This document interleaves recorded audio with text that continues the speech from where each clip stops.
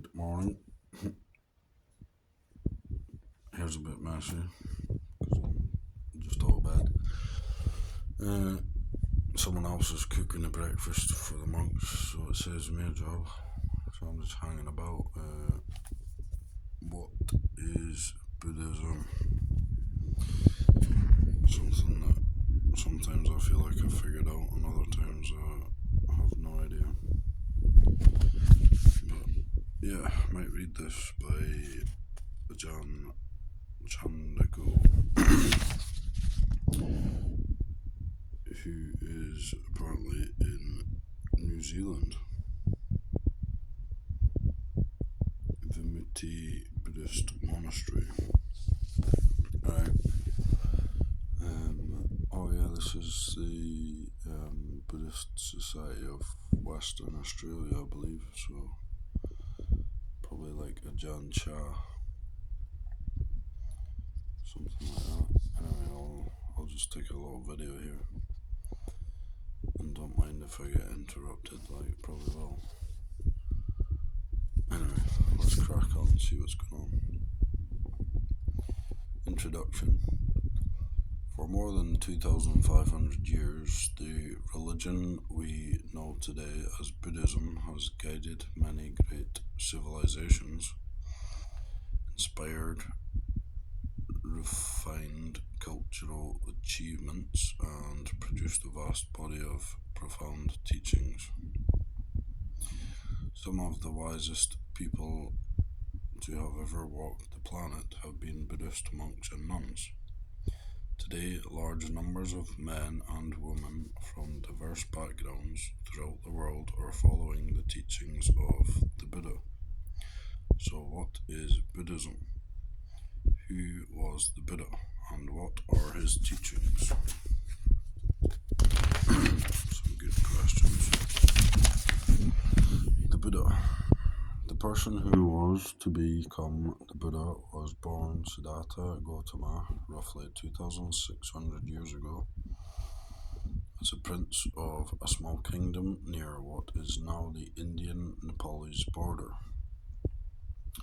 Although he was raised immersed in the great luxury of his royal status, and he excelled in the arts and education that prepared him for leadership, outside the confines of the palace walls, Siddhartha was deeply moved by the suffering bound up with a normal human life. He saw that old age, failing health, and death inescapably touched the life of every living being. On one occasion, he also saw a wandering renunciate, a person seeking a true solution to life's pain. And this then motivated Siddhartha to begin a spiritual quest.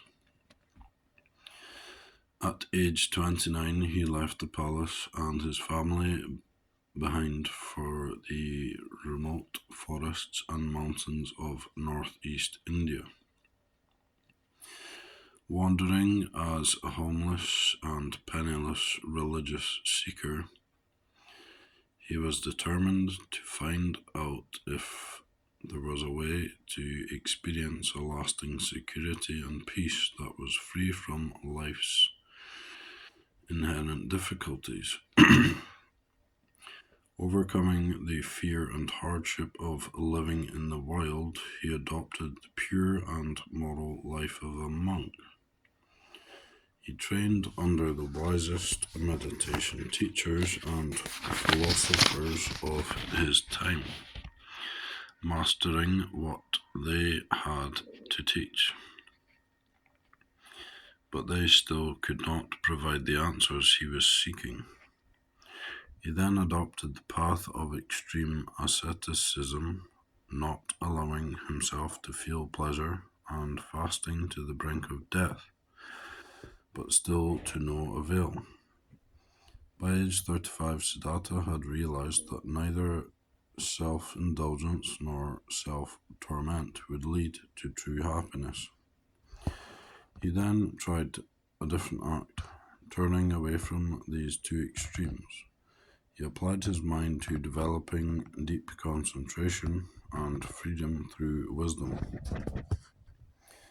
Sitting beneath the branches of what is now known as the Bodhi tree, he developed his mind in luminous and tranquil states of meditation.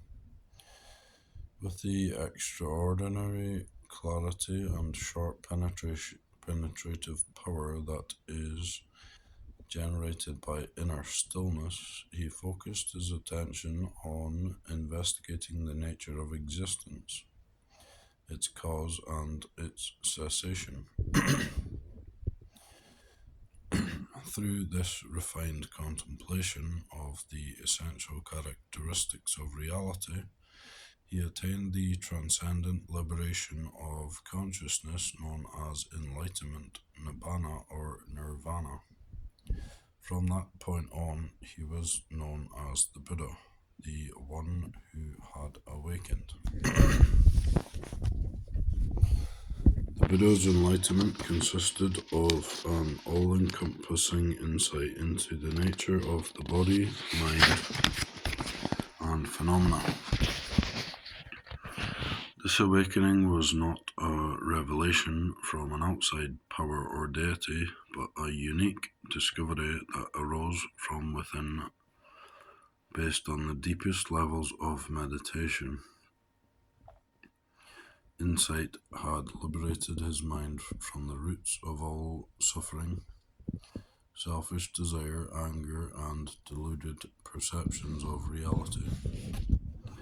This experience illuminated all traces of inner dissatisfaction and discontent, revealing unshakable peace. He had found the ultimate solution to life's problems that he had been seeking, and the result was unparalleled, sublime, true happiness. This enlightenment is considered to be the highest human potential possible, far surpassing any heavenly existence. Having experienced it for himself, the Buddha then spent the next 4 to 5 years teaching a way of life, a practical path of training and development which, when accumulated and diligently followed, would lead others to the same awakening. These teachings are known as the Dhamma or Dharma, meaning the nature of all things or the path to understand the truths of existence. A path of inquiry. There are no fixed beliefs that a person must adopt in order to be a Buddhist. In fact, the Buddha warned against the dangers of blind faith and encouraged wise inquiry and tolerance. The traveller on the path of inquiry maintains an open mind and thoroughly investigates his or her own experience of life. When one sees for oneself that a particular view or belief is both reasonable and in accordance with one's experience, leading to happiness and benefit both for oneself and others, then only then should that view be adopted. This standard applies to the Buddha's own teachings. They should be looked into carefully and examined with the clarity generated by meditation. As meditation deepens, direct insight into the nature of life grows. At this point, one is in a position to clearly decide what religious or spiritual teachings are in accordance with reality. Meditation. Meditation refers to the mental activity of sustaining clear awareness on one thing, an object, a perception, a conception, a process, or a sensation, for the purpose of peace and understanding. For example, one could pay attention to the process of breathing, a physical sensation, an external object, the emotion of loving kindness, the mental repetition of a meaningful word, or the perception of impermanence. Meditation can be done in any posture, but the most common ones are sitting cross legged or walking back and forth. As mindful awareness becomes increasingly conscious, the dispersed and distracted energy of the mind becomes clearer and more focused. The act of sustaining awareness calms and soothes both the body and the mind, while the focusing of attention energizes and brightens the heart. The deeper the meditation becomes, the more still, peaceful, and quiet one feels. This cleansed and purified awareness, developed through dedicated training, yields extraordinary clarity of mind. One begins to see things as they truly are, beyond the limitations of conditioned perceptions and habitual thought patterns. As one sees clearly, wisdom is born, and thus serenity and insight form an inseparable pair that is gradually cultivated until the realization of full enlightenment. The Four Noble Truths. The central teaching of the Buddha, around which all his other teachings revolve, is the Four Noble Truths, formulated as a medical analysis.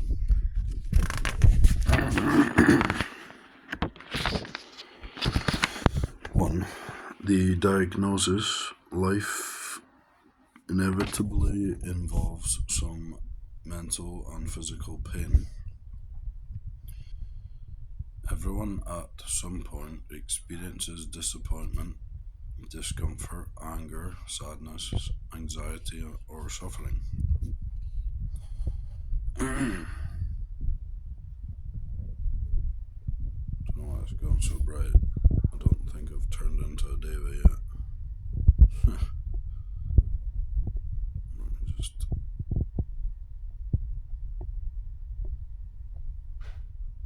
Oh, okay.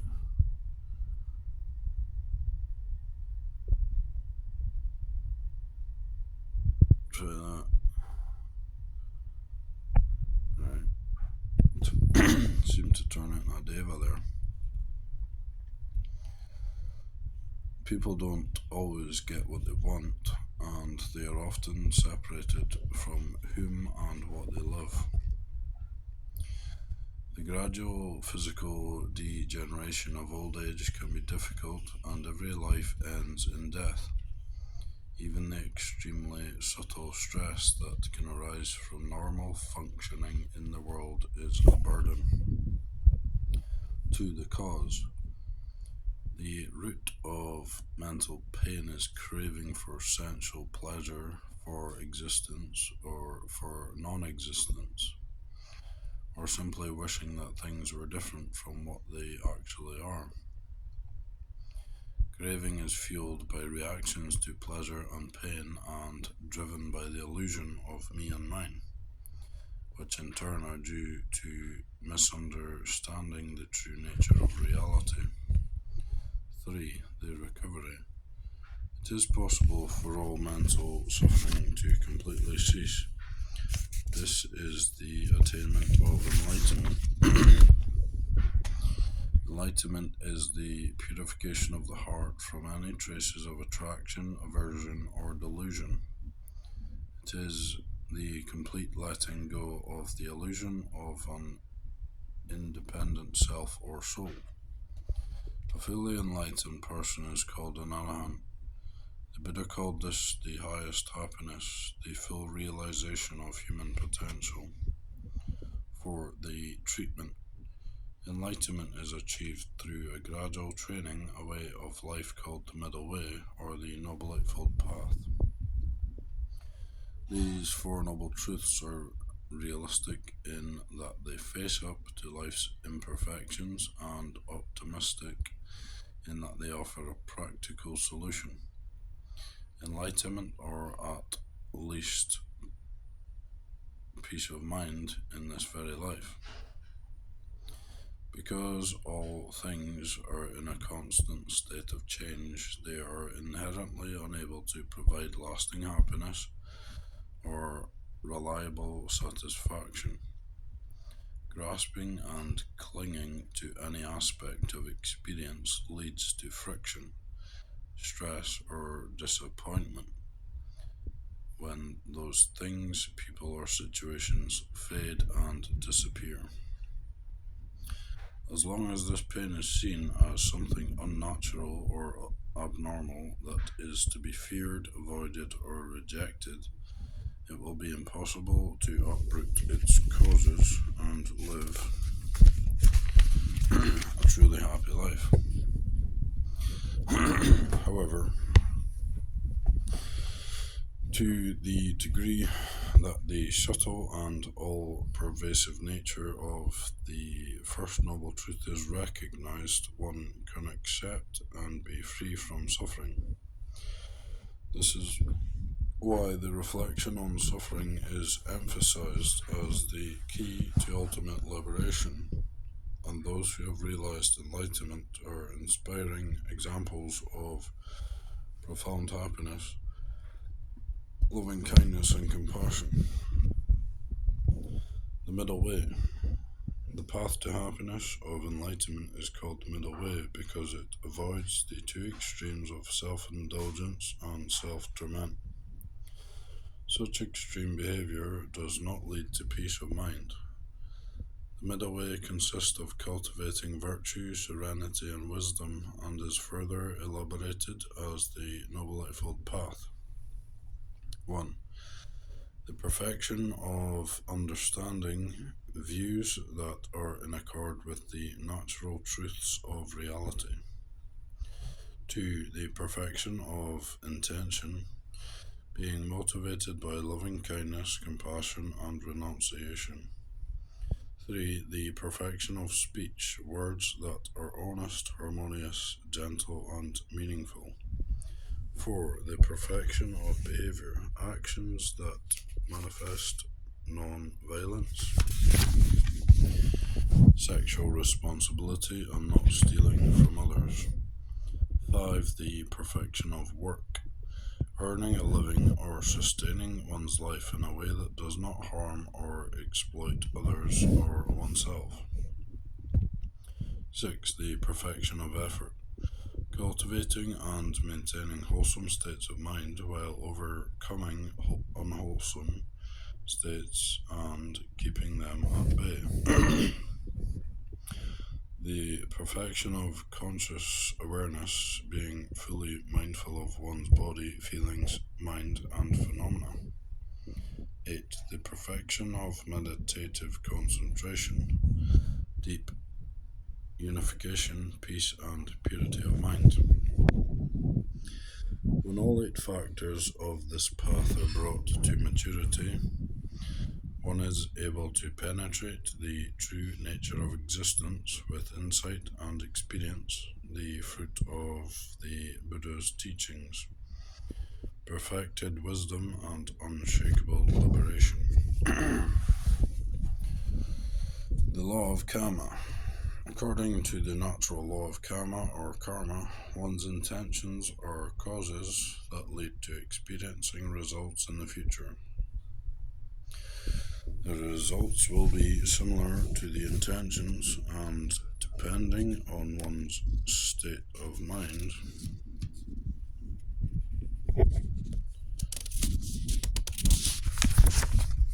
when acting, speaking, or even thinking.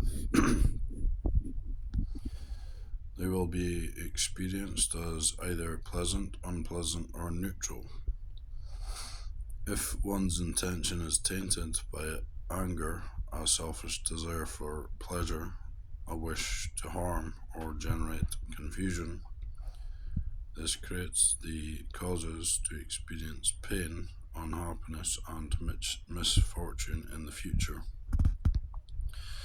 This bad karma is not beneficial either for oneself or others. Similarly, if one's actions, speech, and thoughts originate with motivations of unconditional love and kindness, generosity, a wish to help others, inner peace, or wisdom, this creates the causes to experience pleasure, happiness, and good fortune in the future. This good karma leads to the well-being of both oneself and others. Most, although not all, of what one experiences is the result of one's previous karma, and how one responds to the present experience will generate new karma. In this dynamic interplay between experiencing results from the past and responding in the present, we literally create our own future, moment by moment.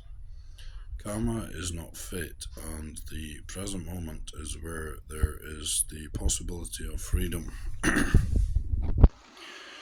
This is where one has the opportunity to free oneself from the unbeneficial patterns of behavior based on one's past conditioning. This opportunity for freedom, however, is only possible if we are mindful and attentive. This is why clear awareness and understanding things as they truly are in the present is so crucial to the path of liberation taught by the Buddha. No being, divine or human, has the power to stop the consequences of good or bad karma. One reaps exactly what one sows, so when one finds oneself in an unpleasant situation, rather than projecting blame on others, one can reflect wisely on one's own past conduct and take responsibility for the causes that led up to the situation. Likewise, when one is feeling happy, instead of taking it for granted, one can examine the previous causes and conditions that brought it about. Understanding how happiness comes about encourages making further good karma. The only escape from the result of karma is enlightenment. Until that time, however, it is possible to mitigate the severity of the consequences of bad karma by increasing the good. The Buddha gave the simile of a spoon of salt mixed in a glass of water, compared to a spoon of salt mixed in a large river. The glass of water becomes undrinkable, while the taste of the water in the river is hardly affected. Similarly, the results of bad karma for a person only doing a small amount of good karma is very painful, while the results of the same bad karma for a person habitually doing a great deal of good karma is much less severe. The Buddha did not invent the law of karma. It is a natural law that operates whether people are aware of it or not. The Buddha, however, deeply understood this process of interconnected causes, conditions, and effects, and then taught a way to live within it that leads to peace and happiness. Insight into karma naturally leads to living an ethical, compassionate, and wise life. When an entire society embraces these principles, the result is peace and prosperity. Rebirth. The concept of past and future lives is intrinsic to the Buddha's teachings. The Buddha, however, never praised believing in a doctrine merely out of blind faith, with advanced abilities in meditation, it becomes possible to remember past lives. But until then, rebirth remains a matter of reasoned reflection. According to Buddhist teachings, when a person who is not fully enlightened dies, although the physical body comes to an end, there is still a mental momentum that then leads to further existence. A fully enlightened person, however, has purified his or her stream of consciousness to the extent that no rebirth is possible. Since even the most pleasant of existences are considered far inferior to the great happiness, freedom, and peace of Nibbana, the goal of Buddhist practice is not to be reborn. Rebirth is not limited merely to humans. The Buddha taught that the realm of human beings is but one among many, including heavens, hells, animals, and ghosts. One may be reborn into any of these depending on the karma one has accumulated. The law of karma can only be fully comprehended in the context of multiple lifetimes, because it sometimes takes that long for the seeds of karma to bear their fruit. The repetitive cycle of birth and death and the wandering from realm to realm is inherently unable to fully satisfy and often produces pain. By following the Noble Eightfold Path to its accumulation of enlightenment, the process of rebirth ceases completely. Do Buddhists believe in God? Buddhism is a non-theistic religion in that a Buddhist does not worship a god, creator, or savior. Progress on the path to enlightenment is not dependent on an external force, but on one's own effort. Buddhist cosmology does recognize the existence of heavenly realms, and the divine beings living there are very similar to what people would associate with gods or God. However, because of the all-encompassing law of impermanence, even these exalted beings are subject to passing away and being reborn. They are still caught in the cycle of birth and death, and therefore are not taken as an ultimate refuge. The delusion of a permanent self. The Buddha taught that there is no essential or permanent core to a living being that could be considered one's true self or soul.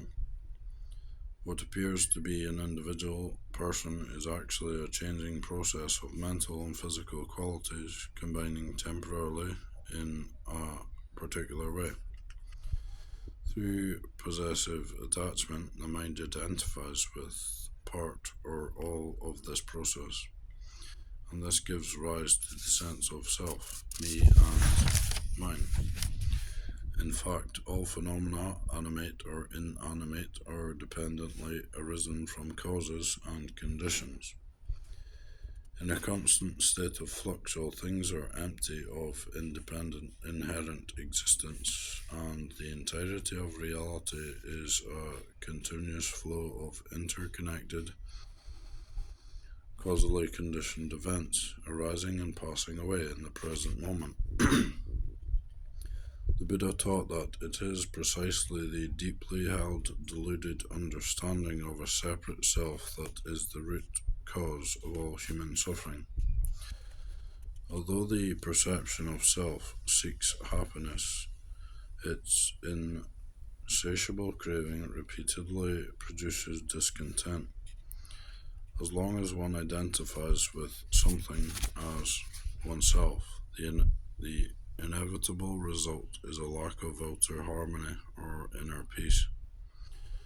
Only through insight based on profound meditation can this mirage be clearly seen for what it truly is. Only then can one know perfect happiness. The Buddhist monastic order. The Buddhist monastic community, the Sangha, was created by the Buddha for those people who wish to fully dedicate their lives toward the realization of enlightenment. The monastic life enables one to leave behind the pressures and entanglements of mainstream society to focus more wholeheartedly on the goal of liberation. Adopting this simple and austere lifestyle directly challenges many deeply held attachments. The Buddha gradually developed a detailed and refined code of conduct and discipline to aid monastics in their cultivation of virtue. This framework supports both living in community and in solitude. Each important factors of the development of deep states of meditation and wisdom. Monastic life is an example of a viable, non-materialistic alternative lifestyle dedicated to generating goodness, wisdom, and peace in society. Between Buddhist monastics and Buddhist lay people, there is a relationship of nourishing interdependence. The Sangha relies on the lay community for its material needs, and in return the monks and nuns provide the lay community with spiritual guidance, moral support, and an inspiring example. As long as the Sangha continues to practice in accordance with the Buddhist monastic code of discipline and strives for the attainment of enlightenment, the teachings of awakening will continue to flourish.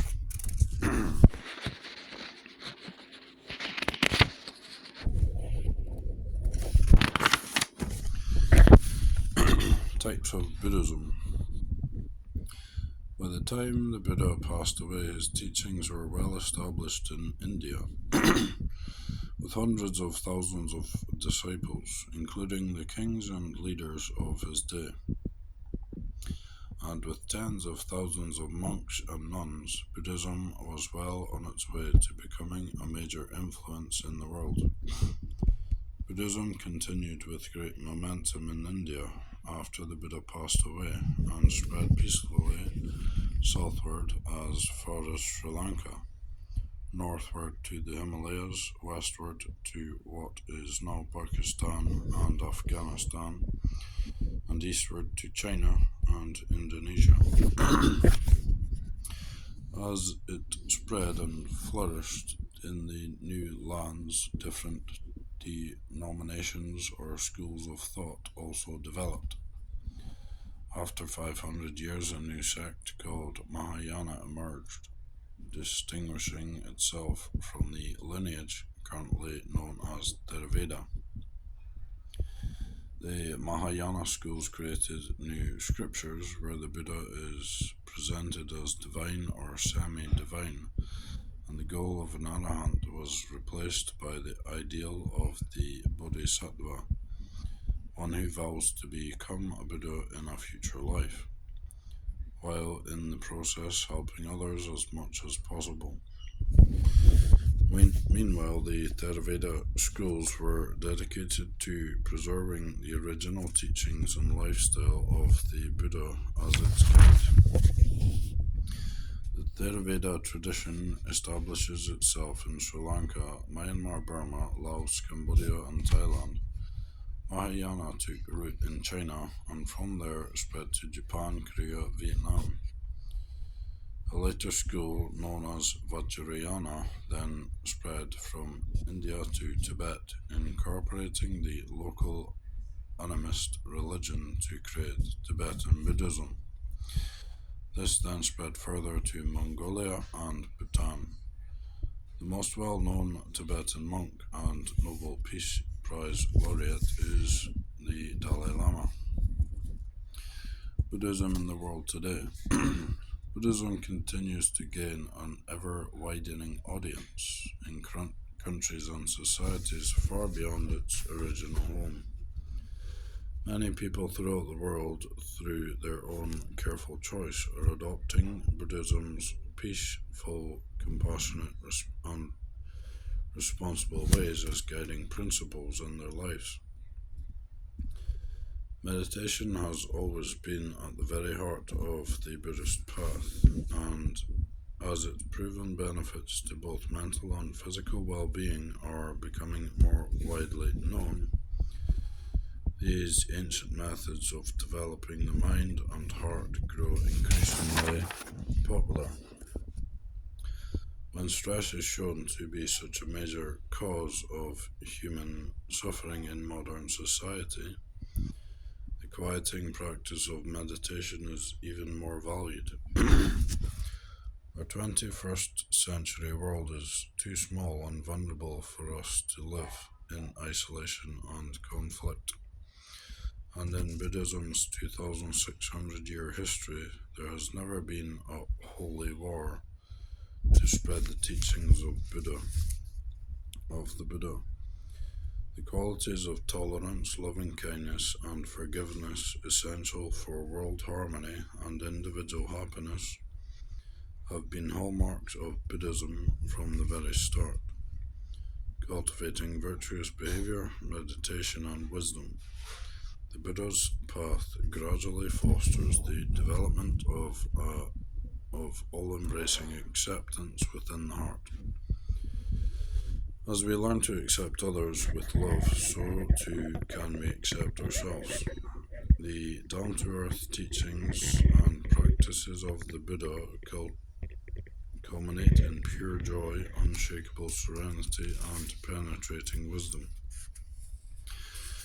These qualities have been identified with Buddhism for thousands of years and are needed more than ever in today's world. The gentle and sagacious peace of enlightenment growing out of a reflection and practical way of life is a human potential that every one of us can aspire to. It is the greatest gift we can give to the world. Dedication. We would like to acknowledge the support of many people in the preparation of this book, and especially of the Katananutta group of Malaysia, Singapore, and Australia, and the Suki Hotu CDN BHD group for bringing it into production. And there's an email address, shpj@sukihotu.com, Sukihotu spelled SUKHIHOTU. Oh wow, that was a very nice book. Nice way to start the day. Yeah.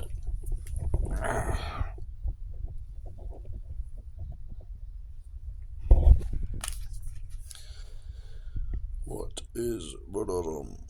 It's nice to reflect on that and read it in a different way of presenting itself. Yeah, so by Ajahn Chandako. I'll need to maybe look it up on YouTube and listen to some of his talks. And stretch the back.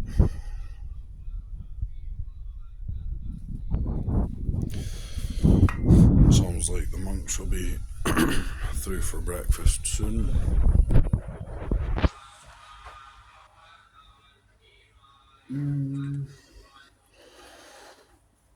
So that looks good. Oh, they got the Thai sausages.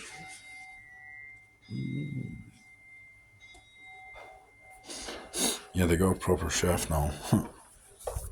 So I just scramble eggs and cut fruit. This guy's like a proper chef, so it's good. Anyway, that was a little bit of Buddhism for you. So, time to get a coffee and chill out. Maybe do some studies for the Open Uni. Right, well, if you listened, which would be surprising if you listened to it all, cheers. Give me a like or something.